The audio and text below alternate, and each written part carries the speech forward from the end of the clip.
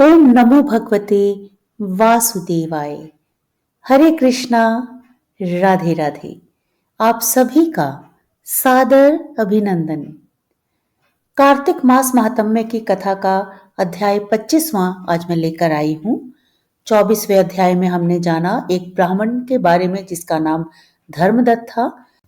रात्रि जब एक प्रहर बाकी रह गई थी तो धर्मदत्त जी भगवान विष्णु के मंदिर में जा रहे थे। पूजा सामग्री उनके हाथ में थी तो उन्हें एक प्रेतनी जिसका नाम कलहा था वह मिली और वह अब ब्राह्मण से अपने पूर्व जन्मों के पापों का प्रायश्चित करके मुक्ति पाने का उपाय पूछ रही हैं।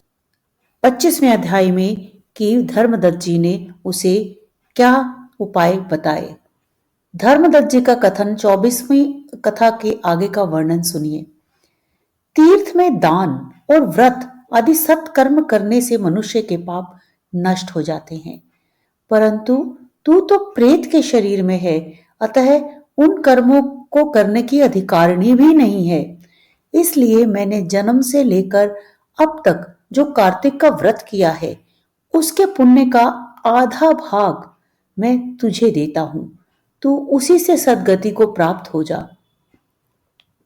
इस प्रकार कहकर धर्मदत्त जी ने द्वादशाक्षर मंत्र का श्रवण करते हुए तुलसी मिश्रित जल से ज्यों ही उसका अभिषेक किया त्यों ही वह प्रेत योनि से मुक्त हो प्रज्वलित अग्नि शिखा के समान तेजस्विनी एवं दिव्य रूप धारिणी देवी हो गई और सौंदर्य में लक्ष्मी जी की समानता करने लगी।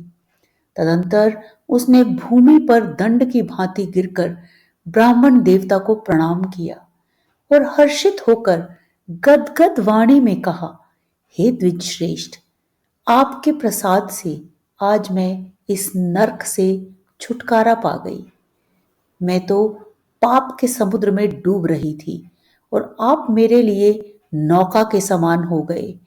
वह इस प्रकार ब्राह्मण से कह रही थी कि आकाश से एक दिव्य विमान उतरता दिखाई दिया। वह अत्यंत प्रकाशमान एवं विष्णु रूपधारी पार्षदों से युक्त था। विमान के द्वार पर खड़े हुए पुण्यशील और सुशील ने उस देवी को उठाकर श्रेष्ठ विमान पर चढ़ा लिया।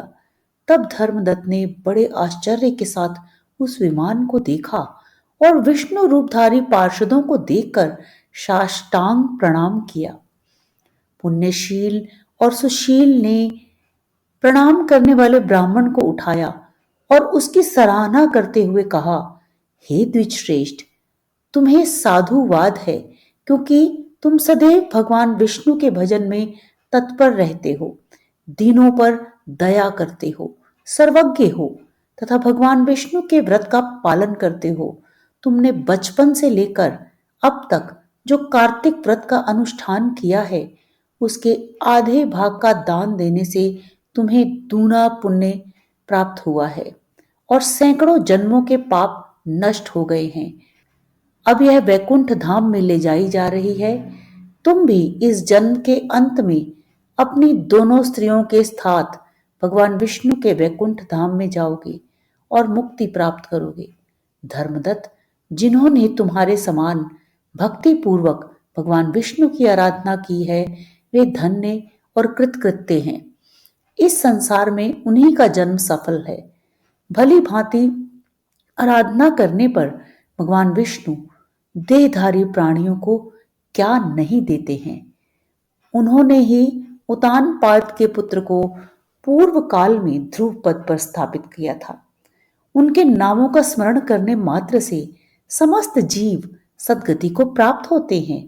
पूर्व काल में ग्रहग्रस्त गजराज उन्हीं के नामों का स्मरण करने से मुक्त हुआ था। तुमने जन्म से लेकर जो विष्णु भगवान को संतुष्ट करने वाले कार्तिक व्रत का अनुष्ठान किया है उससे बढ़कर ना यज्ञ है, ना दान और ना ही तीर्थ है। विप्रवर, तुम धन्य हो क्योंकि तुमने जगत गुरु भगवान विष्णु को प्रसन्न करने वाला कार्तिक व्रत किया है, जिसके आधे भाग के फल को पाकर यह स्त्री हमारे साथ भगवान लोक में जा रही है। तो बोलिए श्री लक्ष्मी नारायण भगवान की जय। आइए अब द्वादशाक्षरी मंत्र का जाप करें। ओम नमो भगवते वासुदेवाय। ओम नमो भगवते वासुदेवाय। ओम नमो भगवते वासुदेवाय। ओम नमो भगवते वासुदेवाय। ओम नमो भगवते वासुदेवाय। ओम नमो भगवते वासुदेवाय। ओम नमो भगवते वासुदेवाय। ओम नमो भगवते वासुदेवाय।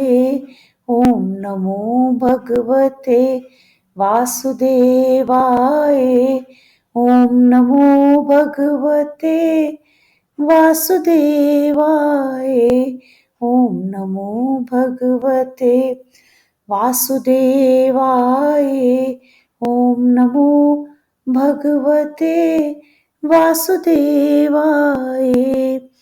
तो बोलिए श्री बांके बिहारी लाल की जय।